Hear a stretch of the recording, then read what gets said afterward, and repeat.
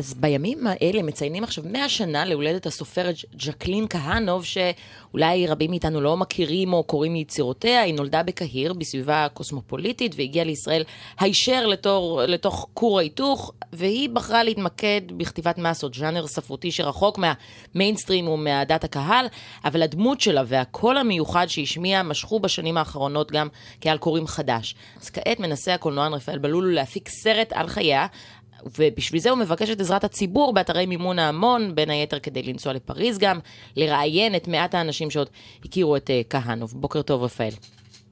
בוקר אור, מה שלומך? בסדר גמור, אני פה עם מדבל, אז בוא תספר לנו קודם כל קצת על ז'קלין. ז'קלין כהנוב, כפי שאמרת, נולדה ב-1917 בקהיר, בת למהגרים, אבא מעיראק ואמא מתוניס. רוב היהודים המצרים היגרו למצרים בתחילת המאה ה-20. גדלה בחברה מאוד מאוד מאוד, מה בחברה קולוניאלית, ולכן היו המון מיעוטים שחיו ביחד, בעיקר במעמד שלה, שהוא המעמד כלכלי גבוה. אז היו שם יוונים וארמנים ורוסים ויהודים, כשבתוך היהודים היו ספרדים ואשכנזים ונוצרים ומוסלמים, והיא בעצם ספגה את כל המהלך הזה. זה נשמע כמעט ניו יורק של היום או פריז של לפני כמה עשרות שנים, רב תרבותיות מושלמת. בהחלט, אבל במקביל לזה התחילה עליית הלאומיות, הקשחה של הגבולות וגם הקשחה של הגבולות הפנימיים התרבותיים.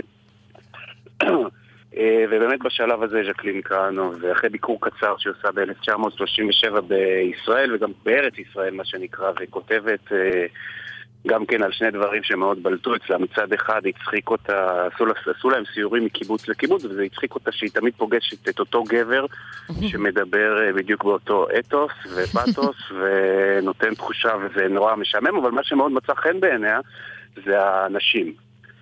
מאוד הפליא אותה והקסים אותה לראות נשים בשורטס עם העדר ועושות עבודות של גברים מה שנקרא, וזה מאוד הקסים אותה. זה גם אולי ללמד משהו על הנקודת מבט האמביוולנטית שלה. היא תמיד ביקורתית ותמיד יכולה גם לראות את האלמנטים החיוביים.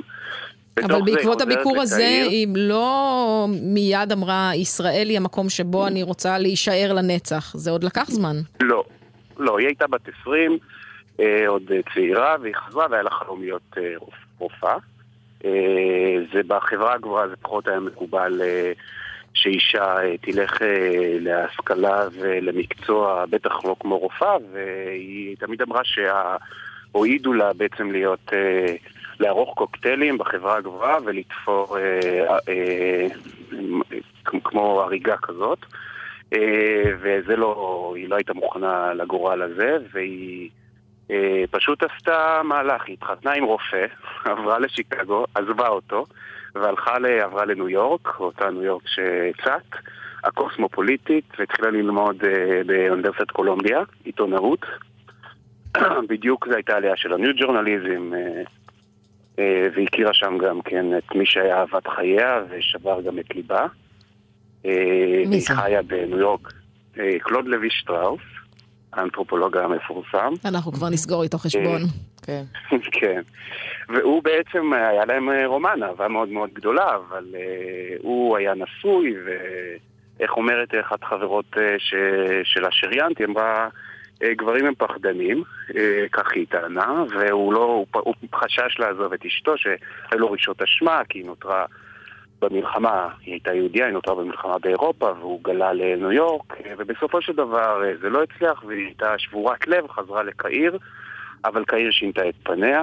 קהיר הייתה כבר חברה שהלאומיות בה ממש הייתה ממש קשוחה. זה היה 6-7 שנים לפני הגירוש של יהודי מצרים ממצרים, והיא פשוט לקחה את אחותה הצעירה ועברה לפריז. בפריז היא התקבלה לחוג האינטלקטואלי עם החברים שלה, שאחר כך הפכו להיות חברים קרובים, כמו אלבר ממי ואלבר קמי ולוינס, וכל בעצם חבורה אינטלקטואלית של מה שאנחנו יכולים לקרוא הוגים ים תיכוניים, ויכלה הייתה להישאר שם, לחיות חיים נוחים, אבל משהו בבער. הרעיון של מדינה חדשה, מודרנית, עם אפשרויות חדשות, עם תפיסה מודרנית ופמיניסטית במידה מסוימת, מאוד מאוד קסמה לה, והיא באה לישראל, וכשהיא מגיעה לישראל, היא מתאכזבת. למה היא מתאכזבת? כי היא פוגשת חברה לאומית, קולקטיביסטית, שבעצם רומסת במידה רבה את האינדיבידואל ואת הריבוי, את הקוסמופוליטיות שהיא הייתה בעצם רגילה אליה מקהיר, ניו יורק ופריז.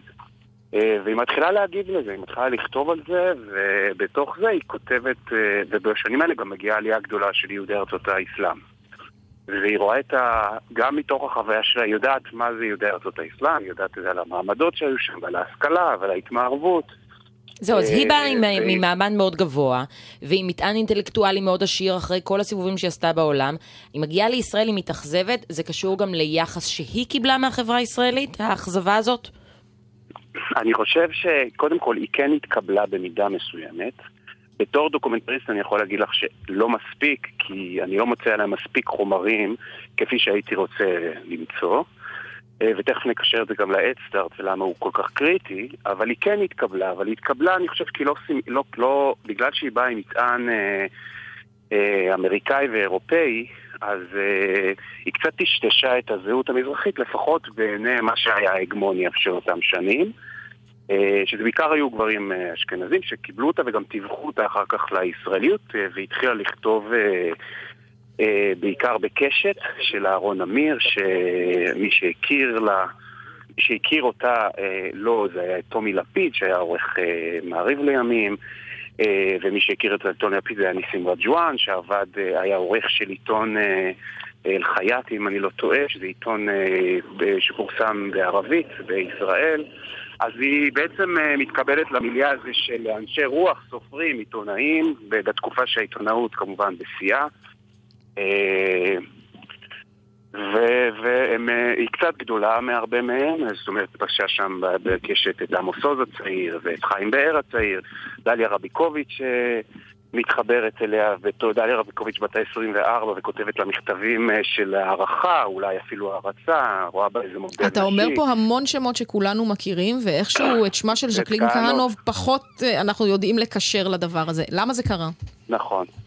אני חושב שכהנוב גם לא חתרה... זהו, היא לא כתבה בעברית.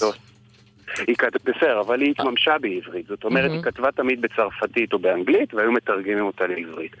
אבל באמת ההתממשות שלה כאשת רוח רצינית ומשפיעה, התממשה בעברית, ואפשר לומר, את יודעת, כמו שיש מוזיקאי של מוזיקאים, שיש קולנוען של קולנוענים, אז אולי היא הייתה סופרת של סופרים ומסעית של סופרים, והיא כן השפיעה על נקודת המבט, ובמידה רבה היא גם הקדימה את זמנה. כי סופר כדי שיהיה לו מימוש ציבורי, הוא צריך להיות מסונכרן עם הציבור, והיא הקדימה את זמנה, ואולי בישרה את מה שהיום קורה בישראל, שזה הרצון הזה לשתף כמה שיותר קהילות, פלוס המאבק בלאומיות הגוברת וגדלה בישראל, שזה גם הופך את הדיון שלה לדיון רלוונטי. כן, והסרט הזה שאתה מנסה לעשות, רפאל בלולו, הוא מה שנקרא באנגלית time sensitive, זאת אומרת, זה היה אמור להיות חלק מההפקות של התאגיד, כרגע שם הכל בהקפאה, ואתה לא מחכה. למה?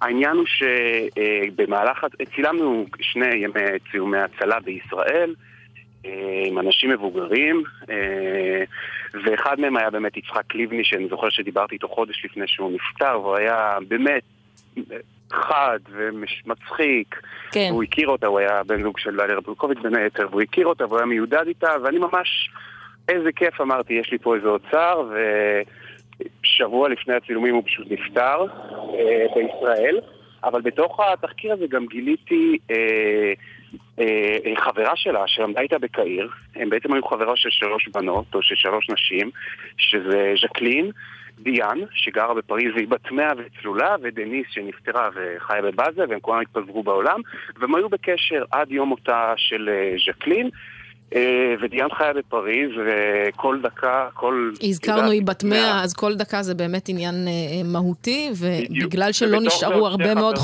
חומרי ארכיון כאן בארץ, על ז'קלין כהנוב מן הסתם, כל עדות ממקור ראשון שכזו היא חשובה. אז בגלל זה אתה פונה לקהל, וסומך על זה שיש מספיק אנשים שכן רוצים לשמוע עליה עוד. כי דיברנו על זה שהיא לא הייתה כל כך פופולרית בישראל, אבל עדיין יש אולי... בהחלט חשובה ומעניינת. כן.